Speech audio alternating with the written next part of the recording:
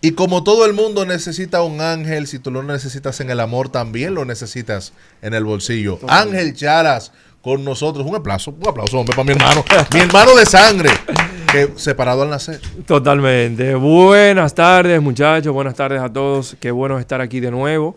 En un nuevo año con nueva fuerza, ¿verdad? Claro. Y que este año venga bueno, Maribel, con mucha prosperidad, mucha salud, pero que no se quede el dinero. Recibo. Eso es importante. Recibo. Cuéntame qué tenemos. Juanje, ¿para qué tú me tienes hoy aquí? Mira, No, yo creo cuéntame. que es importante nosotros hablar de cómo iniciar bien un tema de finanzas, un tema del año, un tema de la organización, pero también cuándo y cómo debo endeudarme, tomar un préstamo, ya sea personal, para una casa, para un vehículo, porque hay momentos específicos, yo creo que se puede, y hay otros que definitivamente lo tengo marcado como que no se puede. Algo interesante antes de empezar la conversación, Ángel. Ayer hablaba con el economista Juan Manuel Sontag y le hacíamos una pregunta parecida en otro espacio, y él, dentro de sus recomendaciones que hizo, decía que el que está pensando en estos momentos, empezando el 2026, tomar un préstamo, él les recomendaba que se esperara 2 o 3 meses, hacia el segundo trimestre de este año, porque posiblemente se den algunos escenarios en el tablero internacional que hagan que los Estados Unidos disminuyan sus tasas, lo que se verá reflejado en el mercado nacional. Entonces, dentro de sus recomendaciones principales era esperarse varios meses. ¿Tú coincides con esto? ¿Tienes otra visión? Y háblanos un poquito de eso. Mira qué ha sucedido. Es un buen punto el que tiene él y lo valido totalmente, pero ¿qué ha estado sucediendo en el mercado particular dominicano?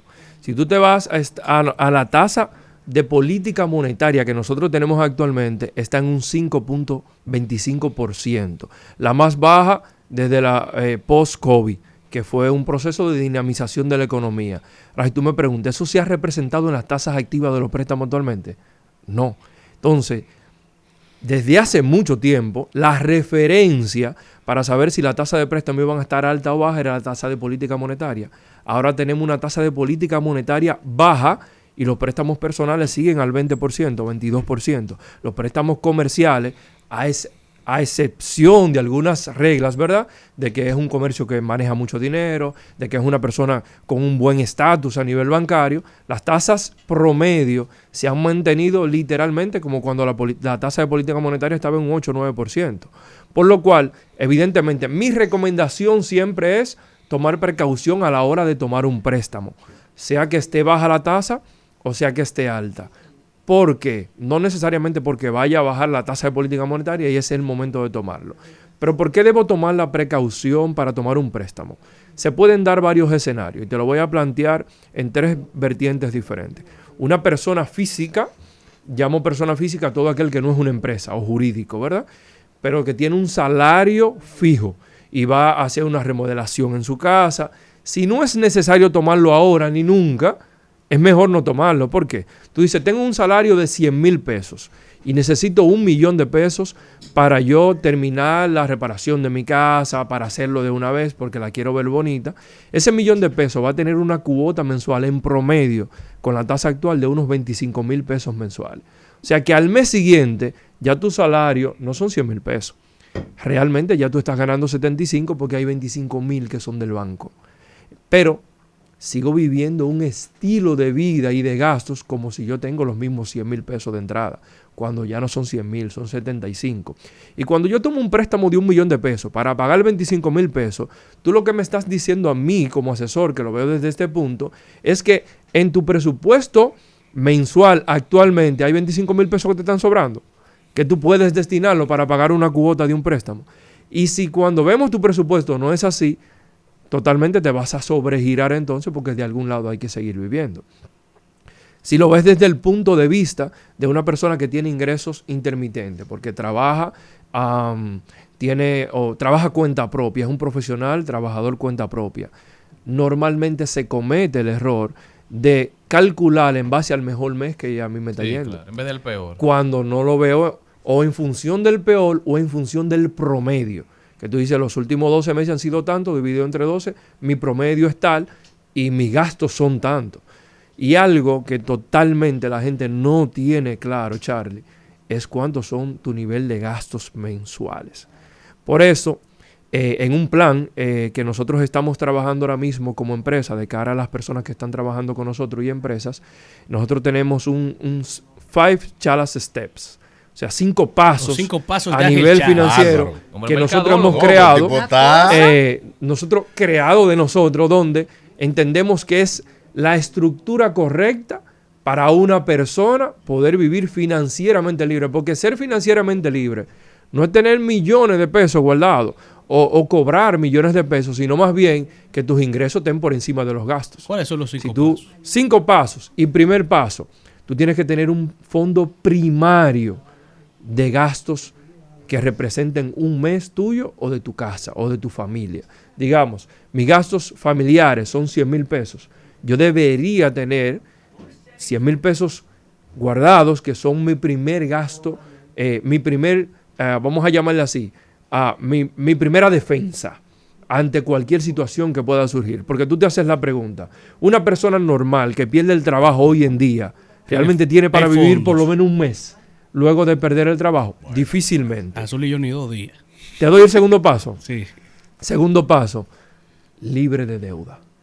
Una vez ya tú tienes un mes creado de tus gastos, entonces ahora nos concentramos en salir de todas las deudas que tú tienes, porque yo creo que la libertad financiera se disfruta más cuando yo no debo. Amén. Sobre todo si las deudas que yo tengo no son para producir dinero. Que yo creo, y respondiendo la pregunta a Charlie, que la única deuda que una persona debe tomar, la debe tomar si esa deuda va a producir otros ingresos para yo pagar la misma deuda. Antes de seguir los pasos, creo que nuestra compañera tenía una pregunta. No, lo que te quería decir para las personas que vienen de otro país, hay muchos jóvenes que se van con una beca a España. Bien. Vienen, duran tal vez 2 años, regresan al país y tienen que tomar un préstamo, vamos a suponer que para mudarse, el inicial los 2 meses que hay que dar de adelanto, vamos a suponerlo, ahí está. Y no tienen dinero. ¿Qué hacer con esos jóvenes que también tienen el problema de que son jóvenes, no tienen aquí el arraigo, comenzar para un préstamo? A ese público, ¿cómo tú te le dirías? Perfecto. Y mira, hay situaciones obviamente excepcionales donde hay que tomar un financiamiento porque se necesita. Ahora, la parte importante, y lo conversábamos fuera del aire, Charlie y yo, es antes de tú tomar ese financiamiento, tú conoces realmente cuál es tu realidad actual, cuáles van a ser tus gastos en los próximos meses para poder saber a qué nivel o qué proyección tú vas a tener luego de adquirir esa deuda. Porque evidentemente te vas a mudar, pagaste los 2 meses, pero ese próximo mes, ¿cuáles van a ser tus ingresos? ¿Cuáles van a ser tus gastos en sumatoria de esa cuota que ahora hay que pagar? Que va a ser obligatoria sí o sí. Y mira qué interesante, nosotros conversábamos sobre tomar un préstamo personal para iniciar un negocio, pero Jenny te hace la pregunta para vivir, o sea, para pagar un alquiler. Uh-huh. Entonces, dentro de la conversación es importante resaltar que no hay préstamo malo ni bueno, es simplemente como tú mencionabas, para qué se toma el préstamo. Timing, y también el timing, para qué se toma. O sea, si tú coges un préstamo para decir que tú tienes 100,000 pesos en tu cuenta de banco y enseñársela a tus amigos, bueno, eso evidentemente no es un buen préstamo. Ahora, si tú tomas un préstamo para invertirlo en un negocio, para remodelar tu casa, para luego venderla, bueno, evidentemente tú estás generando retorno, pero... Totalmente. Para poner un negocio, sí, como dice Jenny, no tengo arraigo, no tengo capital, no tengo todavía siquiera el negocio constituido. ¿Cuál es la recomendación? ¿Tomar un préstamo personal para empezar a hacer las compras necesarias para emprender o esperar el proceso de formalizarme para adquirir un préstamo quizá a una mejor tasa? Muy buena pregunta, porque ahí hay muchas cosas de por medio. ¿Por qué? Las leyes dominicanas, cuando tú constituyes una empresa y las leyes bancarias te dicen que la empresa debería tener por lo menos 2 cortes de estados financieros para poder aplicar y aprobar para un préstamo como empresa. Y estamos llamando a 2 cortes de estados financieros o 2 cierres fiscales, 2 años de una empresa. Por lo cual, una empresa que está creada actualmente, hoy, no tiene acceso a un crédito a menos que sea por vía de recursos propios. Que tú digas, abro un certificado financiero, en base a ese certificado financiero, le empiezo a crear el crédito a la empresa antes del periodo que me permiten las normas bancarias. Por lo cual, cuando voy a iniciar el negocio, si lo voy a iniciar y necesito el financiamiento, obligatoriamente tiene que ser a título personal. Hay cosas que se pueden hacer cuando lo vamos a hacer a título personal y debemos tomar en cuenta. Primero, aunque el préstamo esté a título personal, tú puedes hacer que esa cuota sea descontada de la cuenta de la empresa. ¿Para qué? Para que todos esos intereses que se están pagando a nivel de préstamos sean justificados como gastos financieros de la empresa. Por esa parte, ya ahí vas ganando en ese sentido. Segundo, como te vas a endeudar a título personal para crear un negocio, esas proyecciones y esos números del negocio tienen que ser lo más realista posible. Porque como bien creamos un negocio para que nos vaya bien, una posibilidad, Jenny, es que no te vaya bien. Y si no me va bien, ¿cuál es la contingencia que yo voy a tener para poder pagar ese préstamo que yo estoy tomando a título personal, que luego de que cierre el negocio, yo tengo que seguirlo pagando? Y te pongo el ejemplo textual de un caso que estoy atendiendo tan viejo como ayer. Entonces, este es el caso de 2 personas que tienen una empresa y tiene solamente 13 meses de vigencia la empresa. En esos 13 meses, aparte de la deuda inicial que se tomó, cerca de 4 millones de pesos para abrir la empresa tiene un déficit de más de 1.200.000 pesos en ese mes. Quiere decir que no ha sido rentable y el próximo paso es cerrar la empresa. Ahora, ¿qué va a pasar con esas deudas? No hay un proceso de quiebra, porque las deudas están a títulos personales. Ahora hay que hacer un proceso de renegociación con los bancos, de que me puedan extender el plazo, de que me puedan bajar la tasa para pagar una cuota menor, pero hay que pagarla, porque el costo entonces sería el sacrificar el crédito personal por un tiempo muy largo.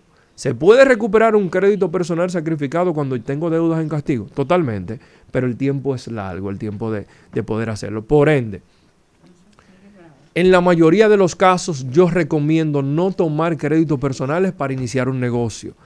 Si lo vamos a hacer, porque hay casos excepcionales, tenemos que estar sumamente claros de los números que pudiera arrojar ese negocio, incluyendo lo más negativo que pueda suceder. Si para eso que vamos a hacer ya tenemos una contingencia de qué pudiéramos hacer, pues podemos darle y podemos hacerlo. Y una pregunta, ¿qué tú opinas de esta estrategia que utilizaban las personas? Yo creo que antes, yo creo que ya la gente no está haciendo eso. Pero cuando uno empezaba a trabajar, yo recuerdo que a mí me recomendaban, toma un préstamo pequeño en un banco para que empieces a crear crédito. Es decir, te llaman, te ofrecen 50, 100 mil pesos y te recomendaban, cógelo para que tengas un historial en el banco para cuando necesites más dinero. A mí siempre me pareció, digamos, complejo, me llamaba siempre la atención porque yo decía, bueno, pues yo en vez de ahorrar este dinero voy a estarle pagando intereses al banco por un dinero que yo ahora mismo no necesito. Totalmente. Como que no me hacía sentido. Sin embargo, lo hice porque quien me lo recomendó era una persona en la que yo creía, en la que confiaba. Claro. Ahora, ya analizándolo, en verdad me sirvió para bastante poco. Entonces, en tu opinión como profesional, ¿eso es una estrategia correcta? Empezar a crear ese vínculo con las entidades bancarias sin necesariamente saber con qué fin. Mira, y es una muy buena pregunta. ¿Por qué? Que suele pasar. Porque suele pasar muchísimo. ¿Y en qué sentido? Porque te dan una parte de la película, ¿verdad? Tú vas a tener un crédito, vas a crear tu crédito. Ahora, ¿para qué? ¿Para qué te va a servir a ti como joven, el tú con 18, 19 años, saliendo del colegio, empezar a crear un crédito que tú no le tienes una utilidad clara en el momento y a lo cual tú estás pagando un costo por el préstamo, no solo en la cuota mensual, sino lo que tú le estás devolviendo en intereses al banco en ese momento?